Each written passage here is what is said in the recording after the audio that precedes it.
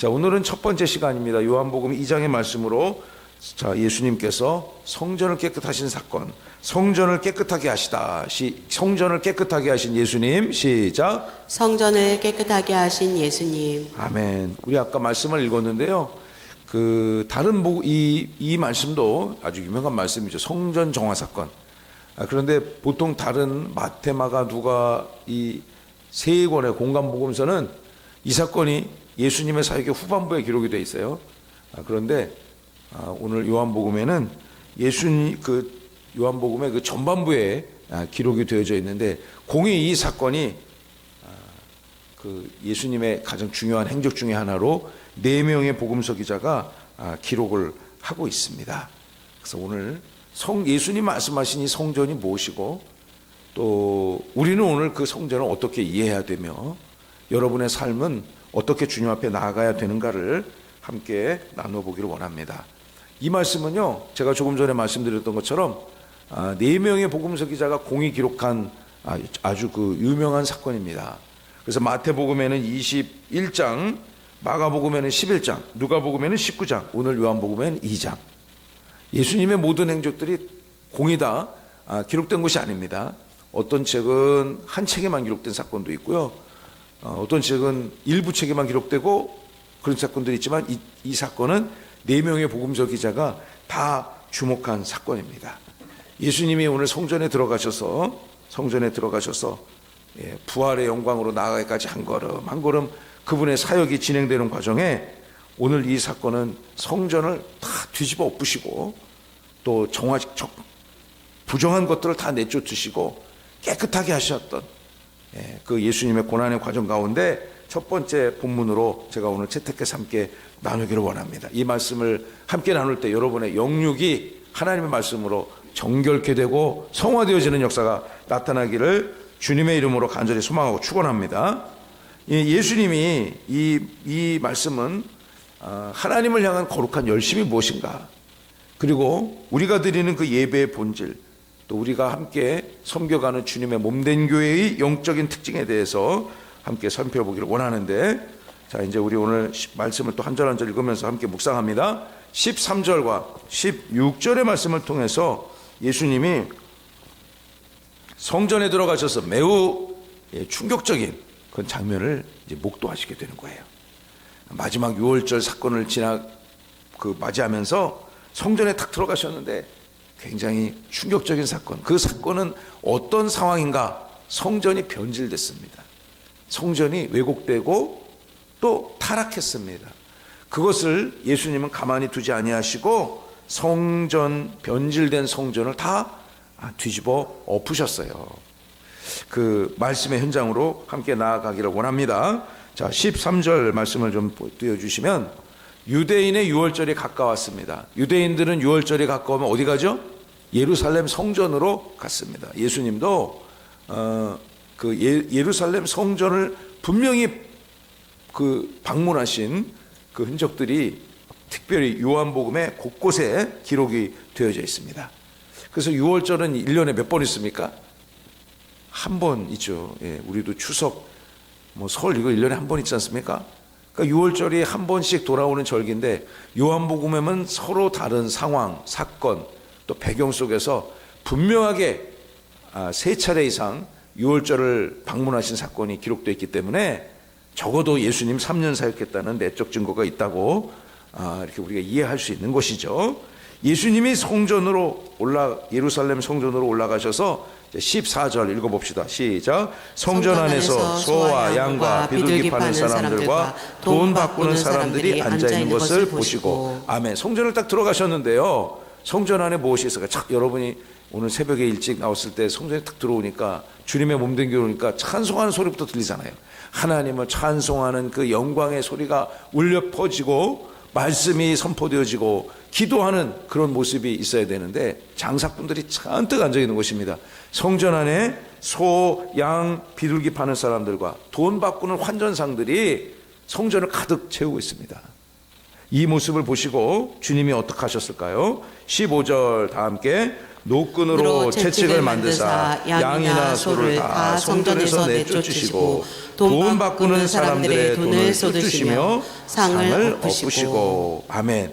그 모습을 딱 보시고 성전에 수많은 사람들이 막 빼곡히 앉아 있는데 성전에는 찬송을 드리고 말씀을 나누고 기도하고 서로를 위로하고 권면하고 하나님의 영광 앞에 서 있는 주님의 백성들이 있어야 되는데 장사꾼들이 그 성전을 다 지배하고 장악해 버렸습니다.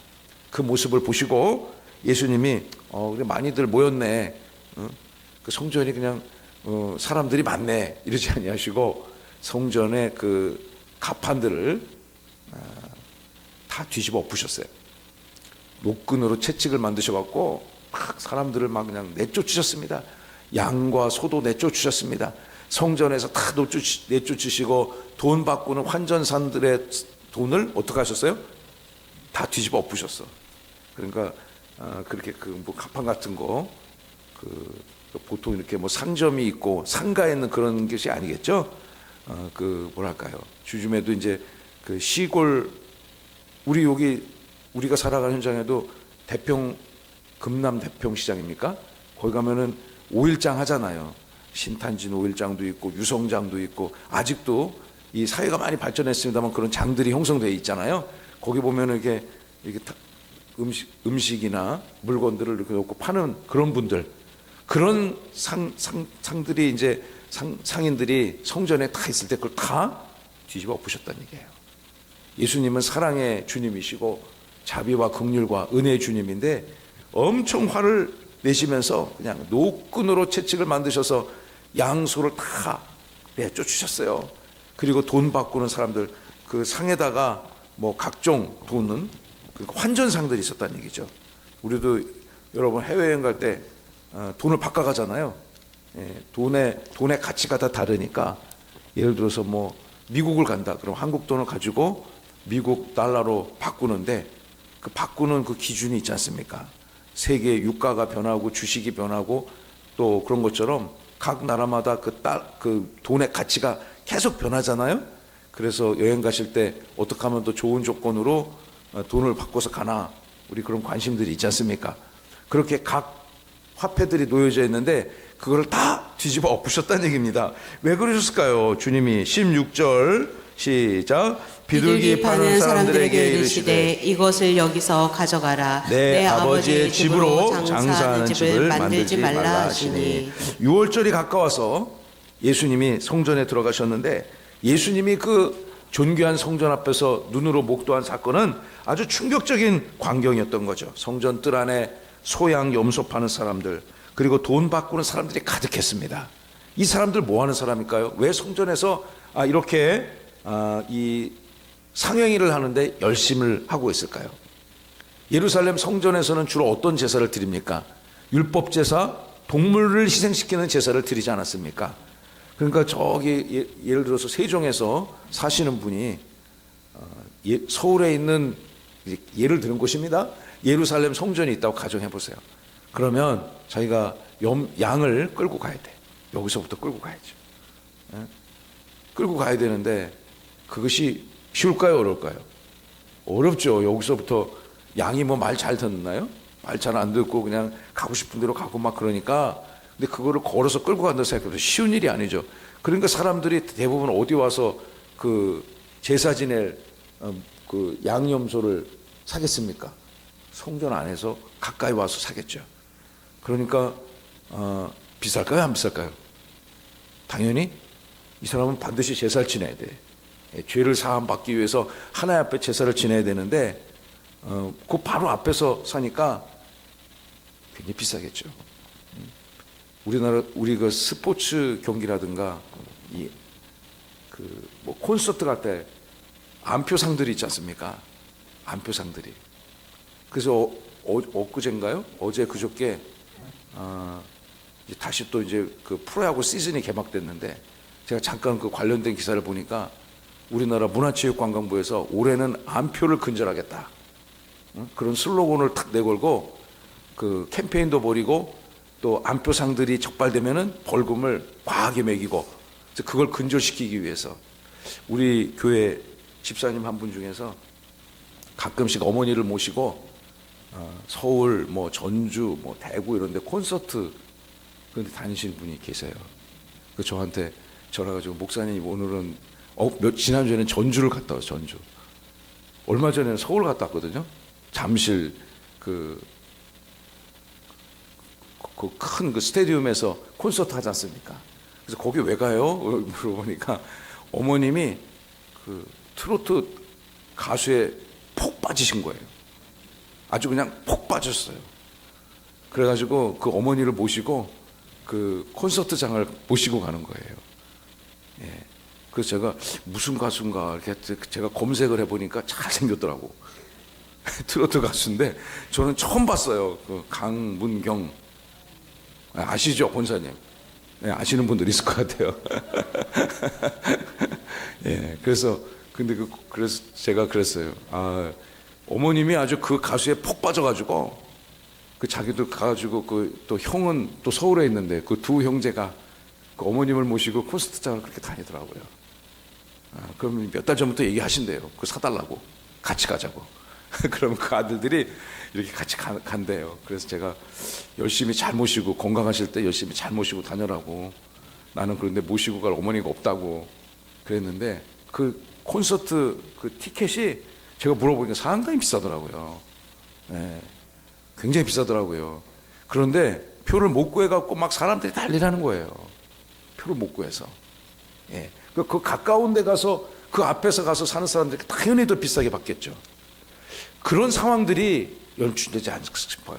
이 하나님 앞에 드려지는 이 제물은 정결해야 되잖아요. 흠이 없어야 된단 말이에요. 상함이 없어야 되고 건강한 것들을 딱 바쳐야 되는데 막 다리 저는 양도 있을 것이고 그 제사로 지내기에 부족함이 있는 제사를 드리기에 부족함이 있는 그런 소양염소도 거기 있으면 어쩔 수 없이 사야 되니까 그런 것들이 종교 권력화가 되어져서 성전 안에서 이렇게 부정한 거래들이 이루어지고 또 그 과정에서 부정한 이득을 취하는 사람들이 있었을까요? 없었을까요?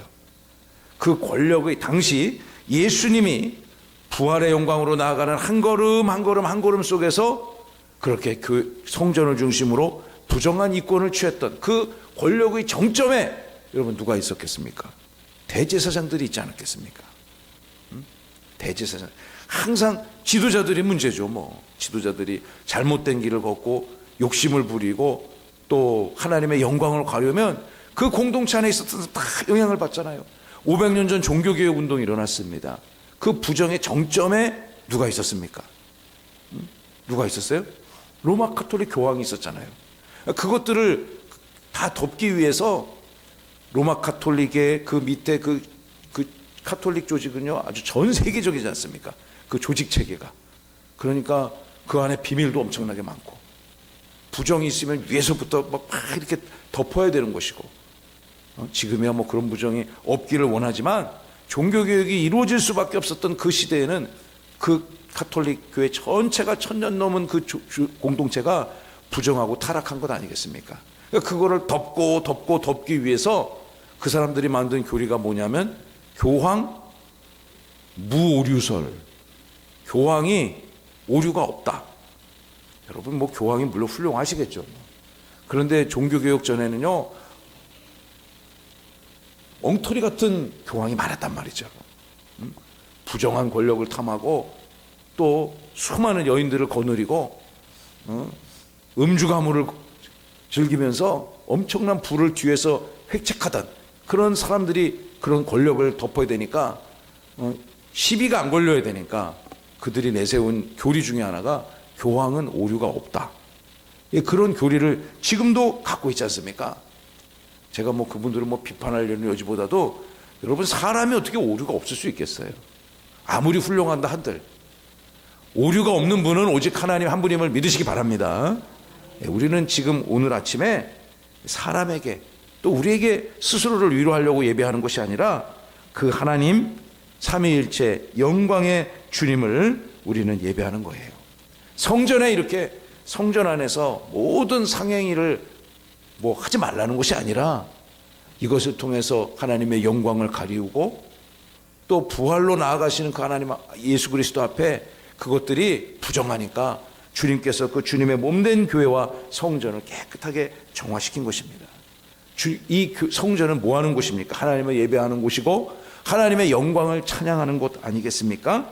그런데 이런 부정한 상영이로 악한 자들이 권력을 탐하고 또 추구하는 것, 주님은 그것을 이렇게 인간의 욕심과 이익의 도구로 당시 예루살렘 성전이 타락하여 변제된 것을 주님은 엄히 경계하고 계시는 거죠. 그래서 이 사랑이 많으신 주님이 그 상인들의 행위를 엄격히 금지하시고, 그러니까 요즘 세상 말로 하면은 이런 걸 보고 뭐를 쳤다고 그러죠? 깽판을 친 거죠, 깽판이. 예수님이 성전에 딱 들어오시자마자 그냥 그 사람들은 영문도 모르고 그냥 막 상이 다 뒤집어지고, 그런데 그 예수님 한 분이 그냥 화가 나셔가지고 채찍을 휘두르고 그러시니까 아마 제 생각에는 이 현장에 있던 사람들이 예수님의 그 압도적인 곳에 다 기가 질려가지고 꼼짝도 못하고 다 쫓겨났던 것 같아요. 주님께서 이렇게 얘기하십니다. 내 아버지의 집을 장사하는 곳으로 부정하게 만들지 말라. 예수님 왜 그렇게 행하셨을까요? 예수님이 십자가 순환을 당하기 위해서 한 걸음 한 걸음 나아가는 여정 중에 반드시 하신 사건이 성전을 깨끗하게 하신 사건입니다. 17절에 보시면 그 이유가 기록되어 있습니다. 예수님의 성전을 향한 거룩한 열심, 그것이 바로 주님께서 이렇게 과격한 행동을 하셨던 계기였던 거죠. 자, 우리 따라해 봅시다. 예수님의 거룩한 열심. 예수님의 거룩한 열심. 무엇을 향한 거룩한 열심이었습니까? 성전 회복을 향한 거룩한 열심이었습니다. 17절을 다 함께 읽어봅시다. 시작. 제자들이 성경 말씀에 주의 전을 사모하는 열심이 나를 삼키리라 한 것을 기억하더라. 예수님께서 보여주신 이 엄청난 분노의 표출은요, 사람이 화가 나가지고 막 감정을 폭발하시고 그런 것이 아니라 성경은 증언하기를 그 예수님의 진노는 주님의 전을 향한, 주님의 전을 사모하는 그 열심으로 비롯된 것이었다. 하나님의 거룩을 향한 거룩한 의로운 분노였으며 거룩한 분노였다는 것입니다. 주님의 몸된 교회가 훼손되어지고 또 성전이 왜곡되어지고 변질된 것을 우리 주님은 참을 수가 없었던 것이죠. 여러분에게 있어서 성전은 어떤 의미가 있습니까?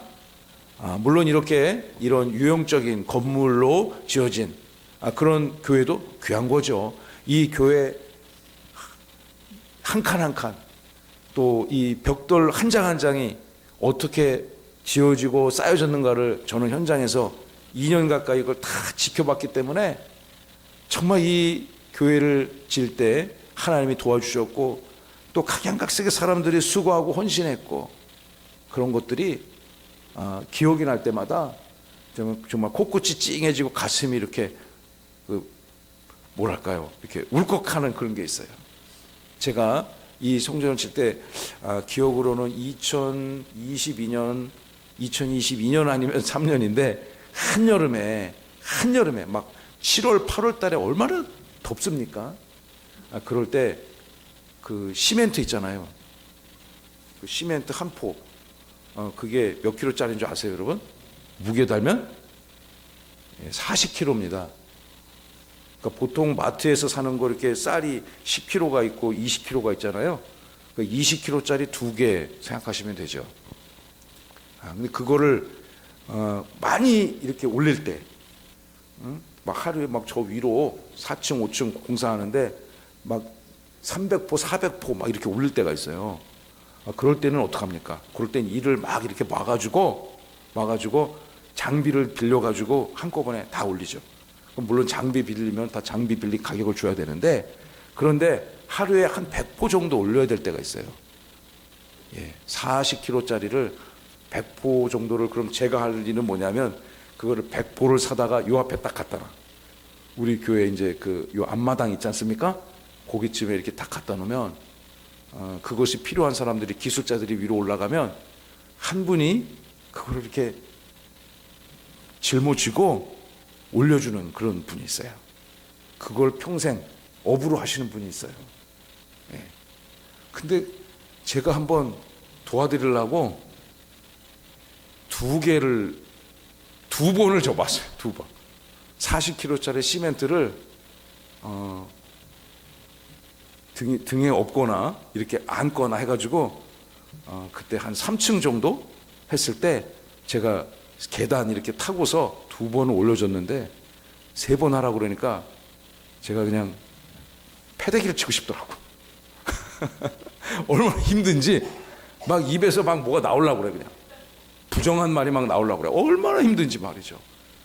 야, 정말 나 이거 내가 못하는구나. 이거 내가 할 수 있는 게 아니구나. 그래서 제가 못하겠다 그러니까 그거 하시는 어르신이 목사님은 이런 거 못해요. 평생 한 전화하지. 목사님은 이런 거 못해요. 하지 마세요. 이거 목사님이 할 일이 아니에요. 제가 할게요. 이거 제가 잘해요. 그 제가 우리 그때마다 한여름이니까 이제 간식을 이렇게 해가지고요. 우리 이제 교회에서 대접을 해드렸어요. 수박 화채가 나와가지고 제가 그걸 이렇게 가져가 그분에 갖다 드려서 앉아서 먹었어요. 제가 그것을 하는데 그분한테 그랬어요. 안 돼 보이는 거예요. 더운데 그걸 하가 물론 그분은 이제 그 보수로 페이를 받으시지만 야 진짜 너무 힘든 일을 직업을 선택하신 것 같아. 그래서 제가 옆에 앉아 화추를 이렇게 먹으면서 그랬어요. 반장님, 근데 기왕 하시는 거 좀 저 미장 기술이죠. 미장 아세요? 콘크리트가 있으면 이렇게 거칠거치 하잖아요. 그런데 이걸 맨들맨들하게 예쁘게 그 우리 화장하듯이 그렇게 깨끗하게 마감해 주시는 분들인데 그걸 하려면은 그 레미탈이라고 그러나 그거를 그 이제 갖다 줘야 되잖아요. 그럼 그분들이 막 재료를 섞어 가지고 이렇게 미장을 하시는데 저 미장 기술을 배우시지. 그냥 조금 더 노력하셔 가지고 기술을 배우시지. 왜 이거를 이렇게 하셨어요? 너무 힘들지 않아요? 야, 진짜 저 2번 하니까 정말 전 죽어도 못 하겠네요, 진짜. 나 그냥 도망가고 싶네요. 그런데 우리나라가 이렇게 이렇게 살게 된 것은 첫째는 하나님이 이 땅을 사랑하셔서 복음을 주셨고, 그리고 2번째는 우리 반장님 같이 이런 각자의 치열한 삶의 현장에서 열심히 이렇게 사신 분들, 이렇게 힘든 일을 묵묵히 열심히 사신 분들, 반장님 같은 분 때문에 우리나라가 이렇게 잘 살게 된 것 같아요. 제가 이렇게 얘기했어요. 그러니까 그분이 눈에서 눈물이 뚝 떨어지는 거 이렇게 눈물이. 그래서 자기가 이 일을 40년 했는데 자기한테 그렇게 말해주는 사람이 처음이었대요. 그래서 확실히 목사님 맞는가 보네요. 목사님이 맞는가 보네요. 그런 말을 하시는 거 보니. 그래서 저는 진심으로 한 얘기인데 그분하고 이렇게 얘기를 해보니까 또 자식들을 잘 키우셨더라고요. 사남매를 그 일을 하면서 사남매를 키우셨대요. 근데 자기는 이 일이 가장 좋대요. 자기는 이 일이 가장 행복하다고 얘기를 하시더라고요. 그래서 정말 내가 존경한다고. 그런 분들의 이 수고로 이 교회가 이렇게 지어졌거든요. 그러니까 이렇게 벽 같은 데 이렇게 만질 때마다 그런 분들 생각나고, 또 함께 수고했던 우리 성도님들이 생각나고, 동거하러 다닐 때 애썼던 그런 일이 생각나고, 그런 것들이 생각나요. 물론 그럴 때마다 그러니까 제가 이걸 만질 때마다 하나님의 은혜를 상고하지 않겠어요? 이런 성전도 물론 귀하고 존귀한 곳인데 그 무엇보다도 존귀한 우리의 그 영광과 대접을 받아야 될 분은 그 주님의 몸된 영적인 하나님, 그 하나님의 은혜로 교회가 이루어지고 또 교회를 구성하는 각자 여러분들의 삶이 영원히 있다는 것을 우리는 절대 이 아침 잊어서는 안 될 것 같습니다. 여러분들에게 주님의 전을 향한 사모하는 열심이 있을 줄로 믿습니다. 있으니까 이 새벽에 이렇게 깨어 나왔죠. 한 주를 시작하는 첫 아침에 이 아침 이렇게 모이는 것이 쉬운 것이 아닙니다. 그러나 이 아침 하나님의 은혜를 사모하며 주님의 몸된 교회를 나와 찬송하고 경배하고 영광 올려드리는 사랑하는 여러분, 오늘도 주님을 향한 열심으로 여러분의 삶의 시간들이 채워지기를 간절히 바랍니다. 여러분의 삶을 영혼을 돌아보면서 나는 오늘 하나님을 향한 거룩한 열심이 있는가? 주님의 몸된 교회를 향한 사모함이 있는가? 이번 한 주간 고난주간 시작하면서 그러한 질문으로 이번 첫 시간을 시작하시길 간절히 바랍니다. 그렇다면 이 성전이 주님의 몸된 교회가 어떻게 회복되어져야 되는가 함께 살펴보기를 원합니다. 16절과 22절 말씀을 통해서 주님이 말씀하시는 성전의 참된 의미들을 무엇인지 함께 말씀을 읽어보겠습니다. 18절 이에 유대인들이 대답하이르되, 유대인들이 대부분의 유대인들 봤을 때 예수님이 막 이렇게 성전을 이렇게 뒤집어 엎으시니까 그리고 주님의 제자들이 깨닫기 시작했단 말이에요. 저렇게 주님이 성전을 깨끗하게 정결하게 하는 것들은 주님의 몸된 교회를 너무너무 사랑하시는 그 주님의 열심으로 비롯된 것이다. 깨닫기 시작했습니다. 유대인들이 이렇게 공격하기 시작해요. 유대인들이 말합니다. 예수께 말하기를 내가 이런 일을 행하니. 유대인들은 얼마나 당황하겠어요. 주님이 오셔가지고 그 상고례 하는 것들을 다 뒤집어 엎고 쫓고 막 때리고 내쫓으셨으니까 우리에게 당신이 무슨 권세로 이런 일을 행하느냐? 도대체 어디 와서 이런 행패야? 이 정도 뉘앙스인 거죠. 우리에게 무슨 표적을 당신이 이렇게 한 그런 권위가 어디에서 오는가라고 따지고 정죄하기 시작했습니다. 19절 읽어봅시다. 시작. 예수께서 대답하이르시되 너희가 이 성전을 헐라 내가 사흘 동안에 일으키리라. 주님께서 표적을 보여달라. 당신이 무슨 권위로 이 성전에서 이렇게 행패를 부리는가? 표적을 보여달라. 이렇게 얘기하니까 주님이 이 사람들이 전혀 이해할 수 없는 말씀을 하셨습니다. 차라리 이 성전을 다 헐어버려라. 내가 사흘 동안에 다시 세울 것이다. 아주 유명한 예수님의 말씀인데, 이 예수님이 이렇게 얘기했으니까 이 성전 안에 예수님과 논쟁을 벌이던 수많은 대적자들이 이 말씀을 이해했을까요? 못했을까요? 전혀 하지 못했습니다. 전혀 이 사람들은 예수님의 이 워딩에 대해서, 이 말씀에 대해서 이해하지 못했어요. 너희가 이 성전을 헐어버려라. 성경에 성전의 그 네이밍이 세 가지가 나옵니다. 가장 유명한 성전이 솔로몬 성전이죠. 다윗이 그렇게 지으려고 했지만 못 지었고 그 아들이 그 성전을 지으지 않았습니까? 근데 그것들이 다 이스라엘 백성들이 포로로 잡혀가는 동안에 회파가 되어졌습니다. 그리고 다시 이스라엘 백성들이 바벨론 유수를 거쳐서 예루살렘 땅으로 돌아와서 두 번째 성전을 수축하지 않습니까? 그 성전의 이름이 스룹바벨 성전. 그리고 예수님이 사역하시던 이 공생의 사역을 시작했던 시절에 이 성전의 이름이 무엇이었습니까? 헤롯 성전이죠. 예루살렘에 있는 헤롯 성전을 재건하고 있었어요. 헤롯이라고 하는 사람은 그 시대의 분봉왕, 왕이었습니다. 대통령 같은 통치자였습니다. 이 사람을 임명한 사람들은 로마의 황제죠.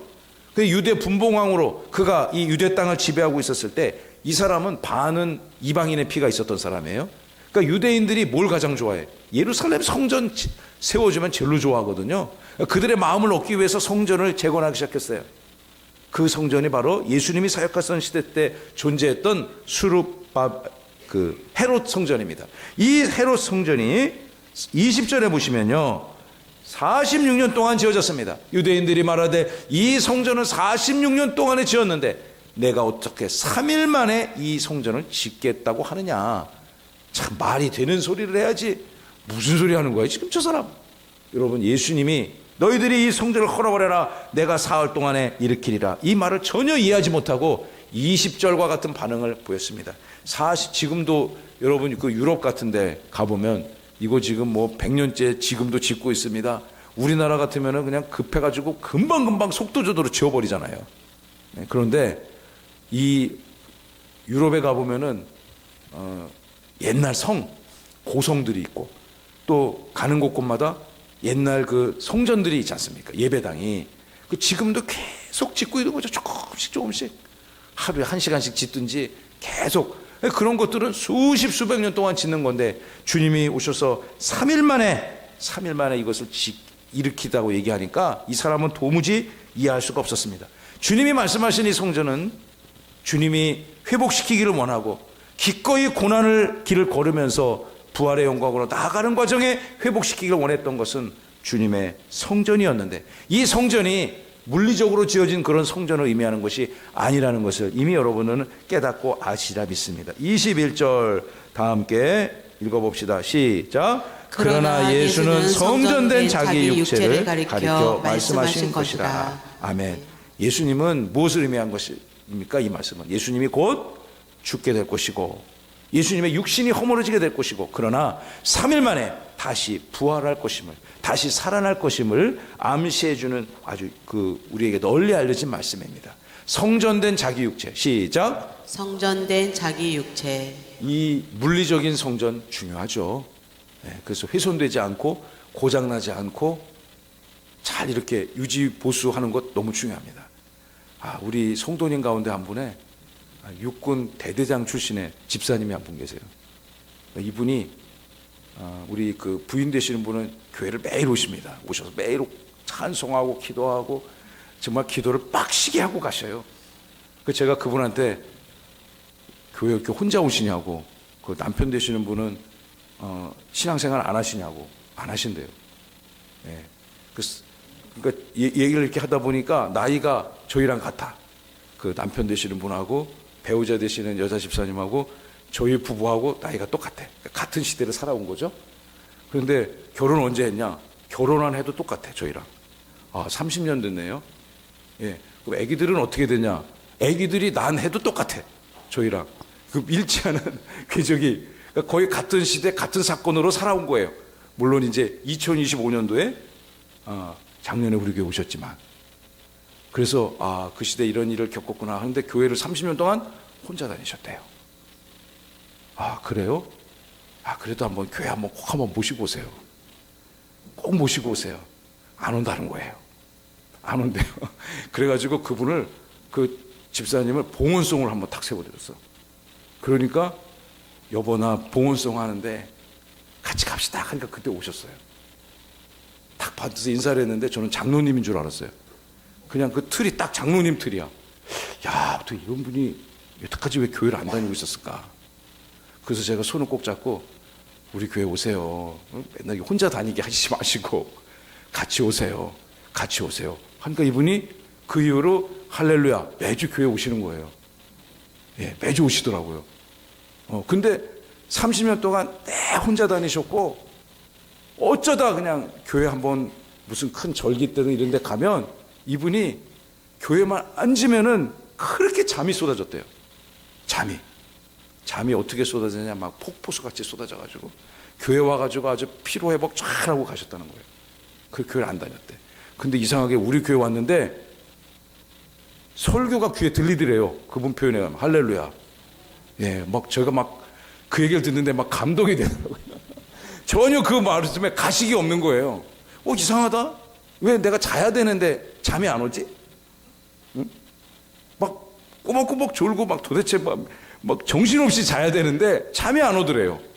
그리고 예배에 참여하게 됐고 하나님의 말씀을 들으니까 주변에 있는 분들과 함께 아멘 하게 되고 할렐루야. 여러분 그분이 요즘은 거의 매일 교회로 옵니다. 예. 근데 그분이 전직이 뭐냐면 육군 대대장 출신이에요. 예. 대대장이니까 꽤 높은 직까지 가르친 거죠. 지금은 이제 육군본부 계룡대에 근무를 하고 계시는데 이분이 가는 데마다 부제를 싹 꽂혔대. 가는 데마다. 근데 저는 이제 예를 들어서 저기 이렇게 떨어졌어. 근데 저 붙이는 것도 내가 기술도 없고 부르면 또 돈 들고 하니까 그냥 떨어진 대로 적응해서 사는 게 저예요. 잘 안 고쳐 저는. 그냥 망고지면 망고진 대로 적응해서. 근데 이분은 그걸 못 참는 거예요. 조금만 딱 삐뚤어지면은 바로 가서 그걸 제대로 바로 잡아야 돼요. 여기 와 보니까 목사님 이게 저게 문제가 있고 저게 문제가 있고 저게 문제가 있는데 이거를 제가 좀 해도 되나요? 저는 그런 재주도 없고 그냥 목회하다 바빠 보니까 그런데 생각도 안 들어요.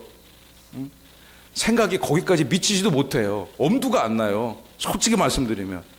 근데 제가 그런 거 좀 할 줄 있는데 제가 좀 해도 되나요? 하기 전에 항상 목사님한테 허락은 받을게요. 제가 마음대로 하고 싶은 대로 다 하세요. 그래서 여기저기 떨어진 거 보수해야 될 거 이분이 와가지고 재료도 자기가 다 사갖고 와가지고 휴가 내가지고 그 휴가 하루 종일 그렇게 보수해 주셔요. 그래서 제가 10년 정도만 10년 전에 만났으면은 딱 해가지고 장로 프로젝트로 쫙 빼야 되는데 근데 지금 우리가 55세에 만났지만 우리가 천국 갈 때까지 열심히 주의 교회 같이 섬깁시다. 할렐루야. 여러분, 이 물리적인 교회도 그렇게 잘 섬기는데 영적인 성전된 자기 육체를 말씀하시는 그 예수님, 죽으셨지만 3일 만에 다시 부활하셔서 우리를 향한 구원을 완성하신 그 주님, 주님의 몸된 교회. 그래서 우리 교회를 주님의 몸된 교회를 하지 않습니까? 따라해볼까요? 시작. 주님의 몸된 교회. 이 교회는요 부족하죠. 교회가 완전하지 않습니다. 교회에 부족한 사람들이 모여있고, 여러분 저 보시기에 뭐 제가 완전해 보입니까? 부족한 거 투성이에요. 그러나 이 주님의 몸된 교회를 구성하는 사랑하는 교우 여러분들이 날마다 주님의 은혜 가운데 주님의 은혜를 사모하고, 오늘 한 걸음 한 걸음 고난을 감당하시고 영광으로 나아가신 그 주님을 뜨겁게 열심으로 사랑하시는 귀한 주님의 몸된 교회 회원이요, 거룩한 하나님의 나라 생명책에 기록된 주님의 백성으로서의 삶을 살아가시기를 간절히 소망합니다. 주님이 얼마나 여러분 사랑하십니까? 주님이 뭐 나 같은 인생 뭐 사랑 아닙니다. 주님이 사랑하지 아니하고서는 구원 받을 수 없습니다. 주님이 사랑하지 아니하시고서는 이 아침 이렇게 나와서 하나님을 예배하고 찬송하며 기도하고 여러분의 삶을 드릴 수가 없다고 저는 생각합니다.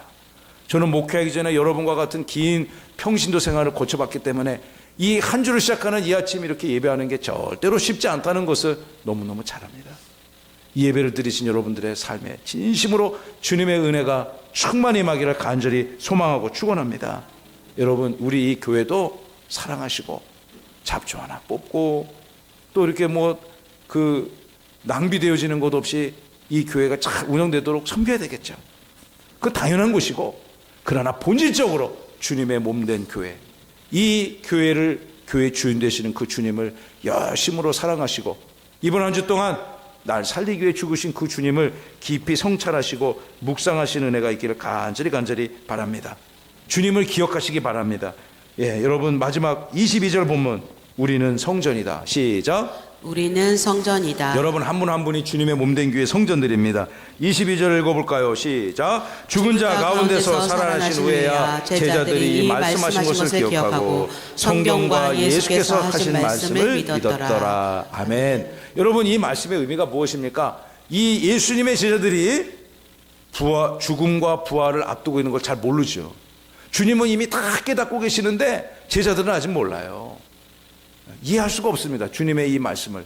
사흘 동안에 이 성전을 다시 세우겠다는 그 주님의 선언을 깨닫지 못하고, 그런데 시간이 지났습니다. 주님이 고난을 감당하셨고 십자가에서 죽으셨고 또 부활하셨어요. 그리고 성령을 체험하고 난 다음에 그때 주님께서 하신 이 말씀이 바로 이것을 의미하는 거였구나. 제자들이 말씀을 기억했습니다. 그리고 성경과 예수님이 하신 그 말씀을 믿고 깨닫게 되었고 주를 고백하게 되었다는 이 말씀을 여러분 신비에 새기시기 바랍니다. 날마다 주님을 기억하십시오. 고난의 길을 걸으신 그 주님을 기억하시고 기꺼이 우리를 살리기 위해 죽으신 그 주님을 기억하시기 바랍니다. 할렐루야. 그리고 그분이 부활하셨어요. 부활하신 주님을 찬송하며 경배하며 날마다 주님의 은혜 가운데 이번 한 주 동안도 승리하시길 바랍니다. 평생토록 대대손손 승리하시기를 주 예수 그리스도 이름으로 축원합니다.